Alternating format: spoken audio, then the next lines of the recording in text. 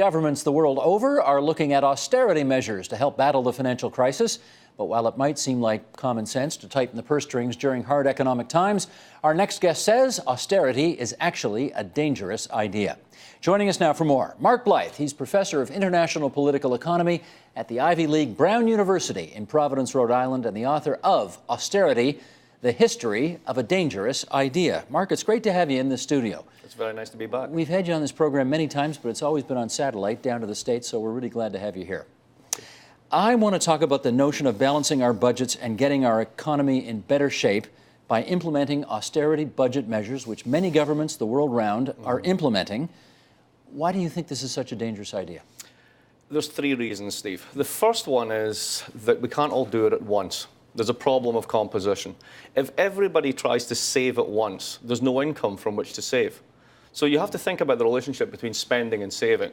While it makes sense to save, while it makes sense to clear your balance sheet of your company or a state or balance your budget in general of your household, if we all try to do it at the one time, then all you do is shrink the economy. So a very simple way to think about this. Imagine a simple sum, a fraction, right?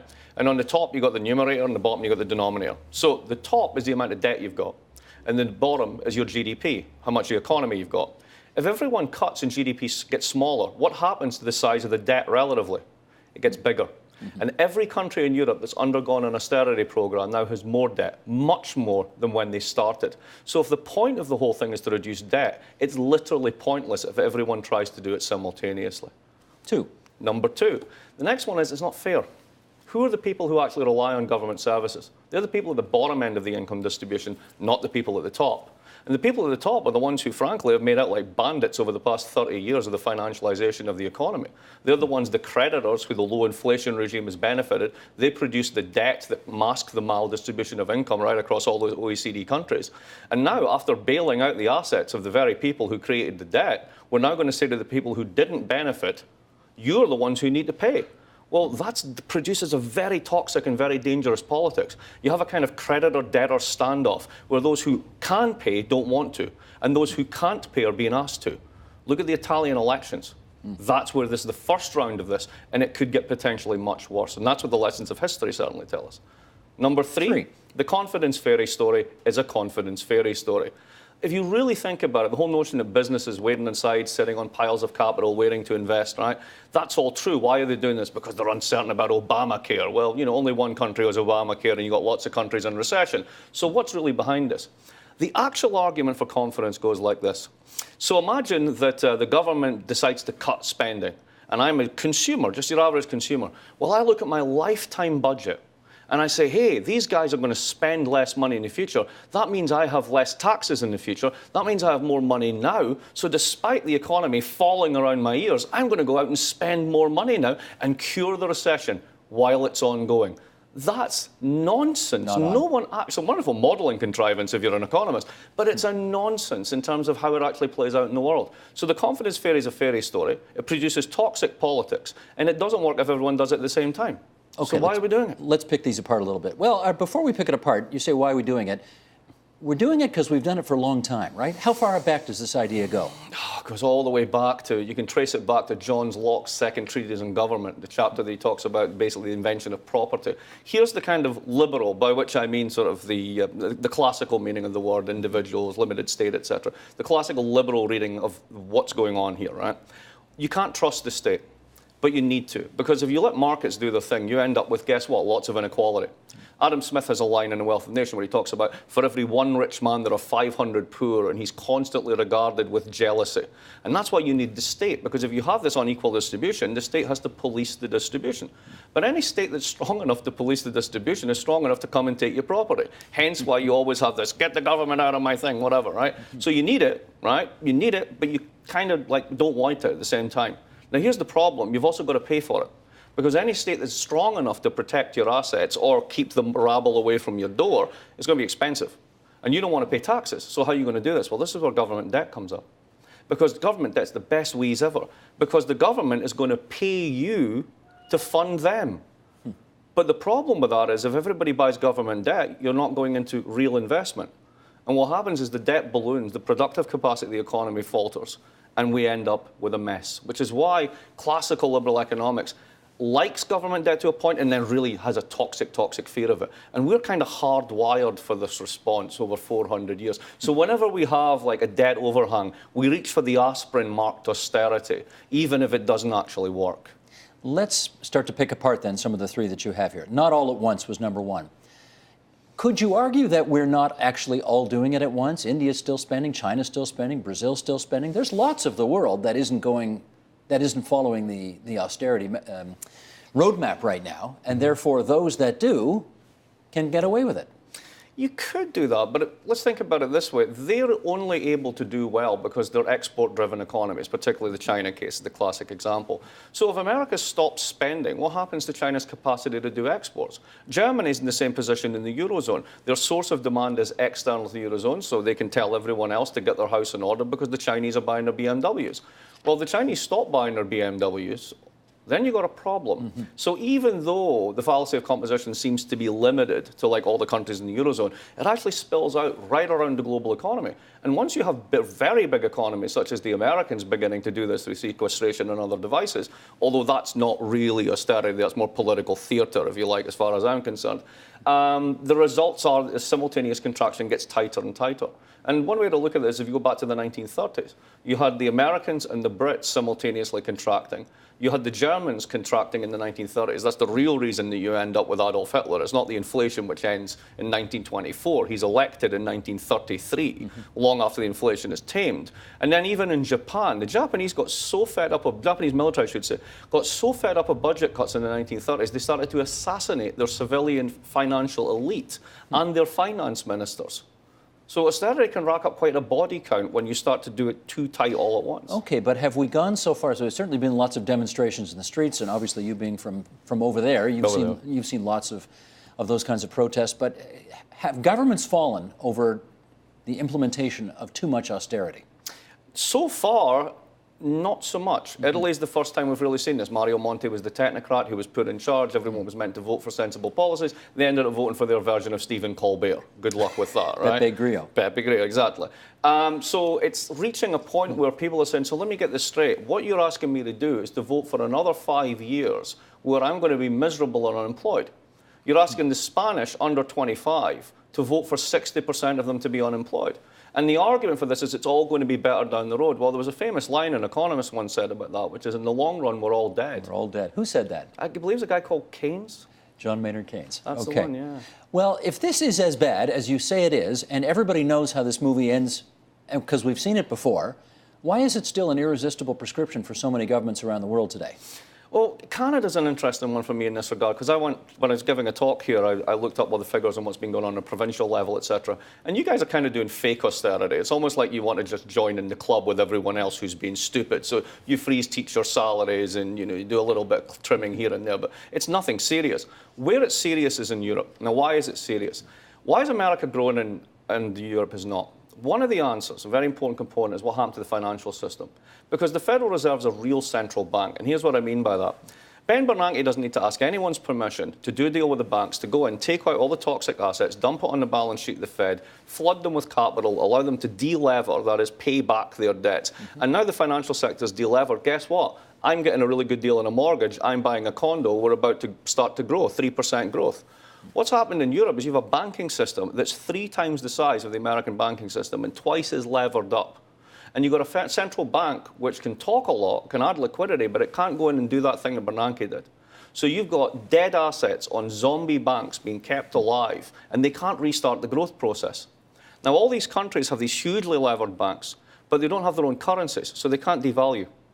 And they don't have their own printing press, so they can't inflate. They can't default, because that's the end of the world. So what are you left with? Deflation, austerity. They're kind of stuck with it. Now, there are various ways that you could get unstuck, but they're not willing to take those steps just now. Well, let me push back a bit on Canada. And I'm not going to speak about today, but certainly 20 years ago, there were a lot of people in the Ministry of Finance who read the Wall Street Journal and said, this country's going up against the debt wall, and pretty soon you're going to be a third world banana republic. And they got serious about deficit reduction, and they did bring in what, by Canadian standards, would have been austere measures. We cut back in spending, we cut back transfers from senior to junior levels of government, and they balanced the books and had 9 straight years of surplus. So austerity worked. You guys are the poster child, but let's go back to Keynes for a moment. When did you do that? Keynes has a nice line for this. The boom, not the slump, is the time for austerity. And what happened in Canada was the loonie lost nearly 40% of its value between 1976 and 1986. When did you do your first consolidation plan? It would have been 94, 95, 96, around So you then. get this huge devaluation that allows, first of all, massive expansion of your economy on the back of the American economy, which is 9 times the size of the Canadian economy. Their currency appreciates, your currency depreciates, you're doing well. You know when you've got a lot of debt and you're doing well, you should pay it back.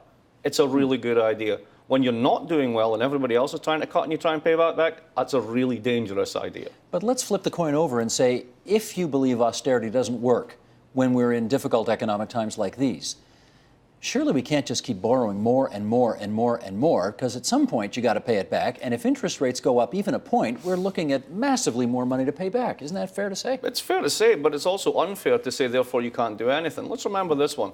The argument you often hear is, well, we can't borrow just now because we're burdening our children. Well, if you don't borrow just now, you're not investing in your future. You're leaving them a smaller economy. You're dropping the track of GDP growth. They're going to be poorer, but perhaps a little bit more solvent. So on the balance sheet of costs and benefits, it's not entirely clear to me that this is a better option. In terms of spending now, you don't have to be so ambitious. Just stop doing it. If you look at the Latvian case, everyone's favourite poster child at the moment, they started to rebound and grow in 2010 when they stopped doing austerity. There's a no-harm principle here. First of all, just stop doing it. That might be a good idea. There are certain countries that probably shouldn't be in the euro. Figure out how to get them out and then restore the order. And in terms of the Americans, until the renminbi becomes a credible reserve asset and the euro becomes a credible reserve asset, which isn't happening anytime soon, precisely because of these dynamics, the Americans can borrow at real interest rates that are negative, and 1 in 3 bridges in the United States are unsafe by the American Institute of Engineers. That would be a no-cost productivity enhancement. Why not do that? There's stupid spending and there's smart spending. Well, that's the problem. You take there's too much stupid spending, don't you agree? Not so much as too much stupid spending. I mean, let's remember the United States government now has designed a fiscal order that doesn't work. Right? They can't get anything out of Congress. The only functional part of the government is the central bank, and that's extremely controversial in terms of what it's doing. So it's not a question just of the ability to spend or the ability to target things. Remember in the stimulus, you used to talk about what's shovel-ready and what's not. There's many innovations that need to be backed. There's many potential things that could be invested in, and we're simply not doing it. Those of a more, let's say, Schumpeterian flavour, we'll say that more which? From Joseph Schumpeter, the economist. Oh, Schumpeter, yes. Schumpeter, Okay. sorry, Schumpeter. Basically, the whole idea of creative destruction, right? You're meant to let the economy bottom out, get rid of the bad investments, the innovators come along and do stuff. There's a guy called Bill Janeway, who's a very successful venture capitalist, and he argued in a book that he did recently called Doing Innovation and Doing Capitalism in the Innovation Economy, that what makes innovation possible for people like him is what he calls Keynesian waste. So think about it this way. If you didn't have defence spending, you wouldn't have Boeing. If you didn't have National Institutes of Health spending on basically research for the sake of research, you don't have biotech. The internet comes out of DARPA in the Defense Department. People forget this. So if you madly cut away all this wasteful government spending in the name of austerity, you are cutting away, pardon my language, the dung heap that the dung beetle of entrepreneurship crawls all over to find the good bits. So there's a lot of reasons to be careful here in terms of just saying, we don't want to spend. Remember, my spending is someone else's income. So the alternative then to austerity is what? The alternative to austerity is, first of all, just stop doing it. It's much, much better if you stop doing it. The second alternative is to invest smartly in your future and recognize that not all debt is bad debt. Because we're reaching a point now with climate change and other sort of, let's say, pressing future needs that we need to think smartly. Now, this doesn't mean that we just then continue to print money and we continue to issue debt. We need reform on many, many social programs right across the world. Demography matters. We're not having enough kids to pay the future taxes. We've got people who are, pardon me saying this, living too long in terms of the expectations of the welfare states that were built to support them. These things need to be calibrated, but they don't need to be calibrated right now. So do you agree with sort of raising the retirement age to 67 or preventing old age security from paying out until then? Yes, That's absolutely. okay. That's totally fine. Okay. And the other side of it, on the Defence Department side, the United States is spending more on defence now than it did at the height of the Cold War. And it's fighting against guys with AK-47s. Somebody tell me how we need an F-35 fighter. What are we going to do? Fighting space aliens? Well, I think everybody's reevaluating that one at the moment. But not just that one. You want to talk about government waste? There's a lot of government waste on a lot of programs, but they tend to be the ones that are very, very protected. So we need to lose that, but we lose that when we're growing again. The best cure for debt is growth.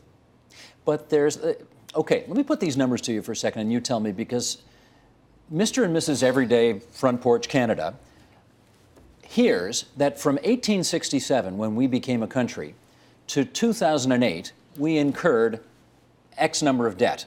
I think in the province of Ontario, where we are right now, it was something like $125 billion. In the last 5 years, we've doubled that. That sounds scary. It sounds like the response to that should be hit the brakes, stop spending. No? And if you were the only country doing it and everyone else was growing, it would be fine. But you're not. That's the problem. It's the simultaneity, the contraction, everybody doing it at once. It makes perfect sense for any one household, any one firm, any one country to try and clean its balance sheet. But if everybody does it at once, that's the problem. And that's where we are just now. So I don't really have a problem with any of this. I personally don't carry much debt. Why? Because I don't want to pay someone interest pointlessly. But at the same time, there's such a thing as investment through debt. Buy a mortgage. What are you doing? You're investing in your family's future by giving them a house that you hope will appreciate in value.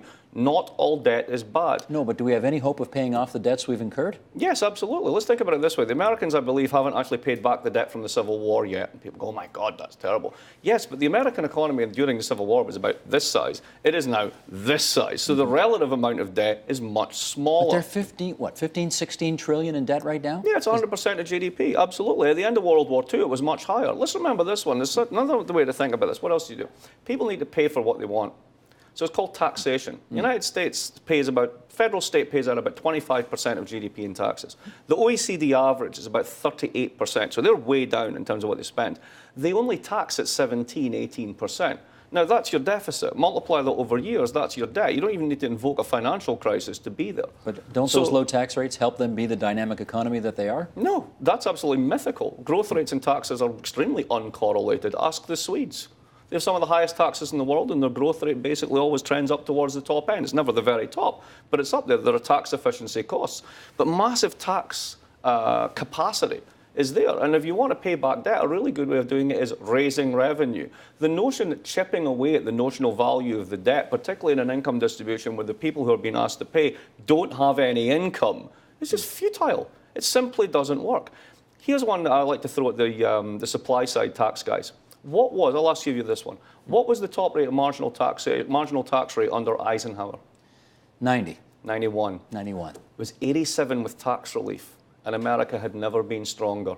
It's been cutting its taxes ever since. It's gotten smaller, weaker, angrier. That's an interesting place to leave it. Mark Blyth, it's awfully good of you to join us here at TVO today. Thanks very much. Always a pleasure, Steve. Thanks.